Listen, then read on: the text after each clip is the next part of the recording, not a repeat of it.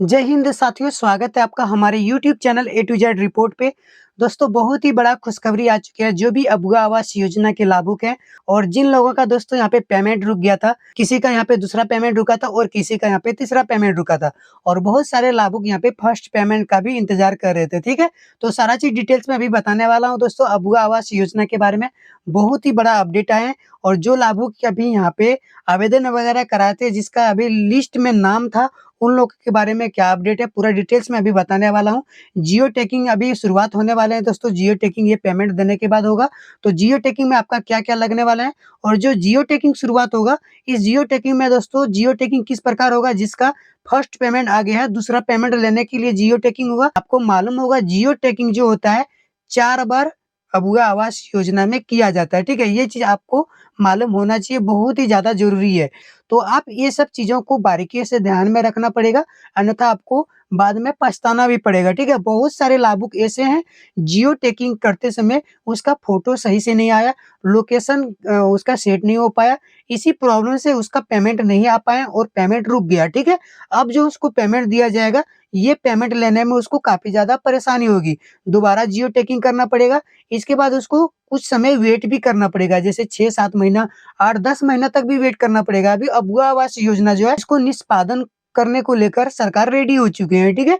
तो आपको बहुत ही बारीकी से ध्यान में रखना पड़ेगा, किस प्रकार हमको यहाँ पे काम करना चाहिए, क्योंकि आने वाले समय में आपका गलती का कुछ पश्चाताप नहीं हो। जैसे कि आप गलती कर देते हैं, बहुत सारे लाभुक ऐसे होते हैं कि एक बार जियो टैगिंग करवा लेते हैं और वो सोचते हैं कि दोबारा मेरा जियो टैगिंग नहीं होगा। लेकिन ऐसा नहीं है, आपका प्रत्येक बार जियो टैगिंग होगा, पेमेंट आने से पहले, ठीक है? तो चलिए मैं आपको शुरुआत से बताता हूँ, यहाँ पे क्या प्रोसेस और क्या प्रक्रिया है, जो कि आप सभी लोगों को जानना ही चाहिए, ठीक है? सबसे पहले दोस्तों, जहाँ पे आप आवास बनवाएँगे, वो लोकेशन आप सेट करवाइए और उस लोकेशन को आपको चेंज नहीं करना है। अगर आप चेंज करते हैं, तो आपको परेशानी हो सकती है और लीगल तरीका से आपका पेमेंट अकाउंट में नहीं आएँगे। इसका वजह जो है, ये लोकेशन को कैच करते हैं प्रत्येक बार और जब तक आपका लोकेशन कैच नहीं करेंगे, तब तक वो आपका अप्रूवल जियो टैगिंग नहीं होगा और जियो टैगिंग आपका अप्रूवल नहीं होते हैं, तो आपको पेमेंट सरकार की ओर से आपके अकाउंट में नहीं आएँगे, ठीक है? ये चीज़ जानना बहुत ही ज़्यादा ज़रूरी है, लेकिन यहाँ पे दोस्तों एक इसका दूसरा भी ऑप्शन है। क्या ऑप्शन है? आपके यहाँ पे जो अधिकारी आएँगे जियो टैगिंग को लेकर, वो उसमें पैसा खाने के बाद आपको पता होगा बहुत सारे बिचौलिए होते हैं, जो कि आपका लोकेशन चेंज करवा करके या फिर किसी भी प्रकार का वहाँ पे धोखाधड़ी का काम कर देते हैं। जैसे कि आपका लोकेशन वहाँ पे नहीं ले रहे हैं, वो आपसे पैसा माँग करेंगे, डिमांड करेंगे, मुझे 5,000 दो, 6,000 दो, तब आपका जियो टैगिंग करेंगे। आपको मालूम नहीं है कि आपका जियो टैगिंग वहाँ पे लोकेशन नहीं ले रहा और वो भले-भाँति जान रहा है, आप उसको फँसा भी नहीं सकते हैं, क्योंकि ऑटोमेटिक वो लोकेशन नहीं ले रहा, वहाँ पे तो गलती आपका है क्योंकि आपने वहाँ पे लोकेशन बदला है और आपको बताएँगे भी नहीं, आपसे सीधा पैसा माँग करेंगे, पैसा नहीं दीजिएगा तो आपका अप्रूवल नहीं करेंगे।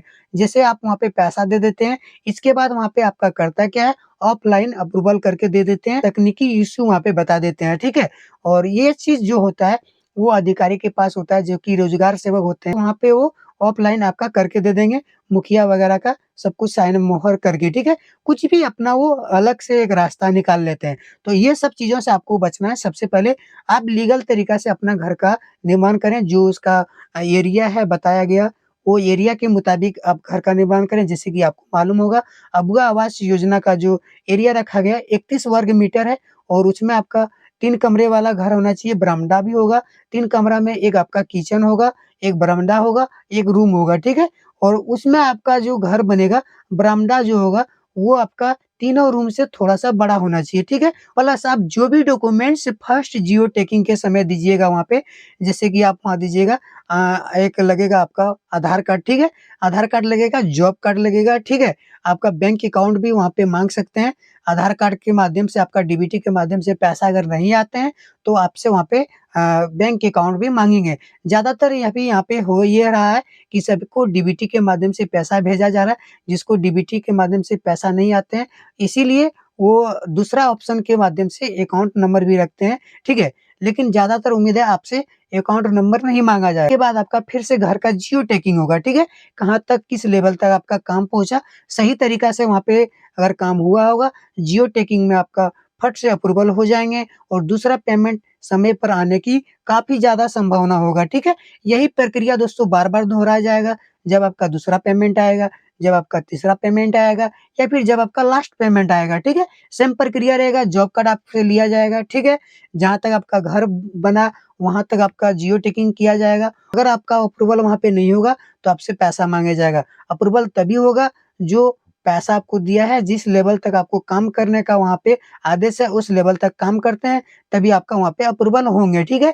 ढलाई लेवल जब आपका काम हो जाएगा, ढलाई के बाद दोस्तों बहुत सारे लाभुक ऐसे होते हैं, जो ढलाई नहीं कर पाते हैं कंप्लीट, तो वो अल्वेस्टर वहाँ पे उसमें चढ़ा करके जियो टैगिंग कर देते हैं और लास्ट पेमेंट ले लेते हैं, ठीक है? चलिए दोस्तों वीडियो में आगे बढ़ते हैं और अभी जो है चोपड़ा जिला में अबुआ आवास योजना का पैसा आने वाला है, ठीक है?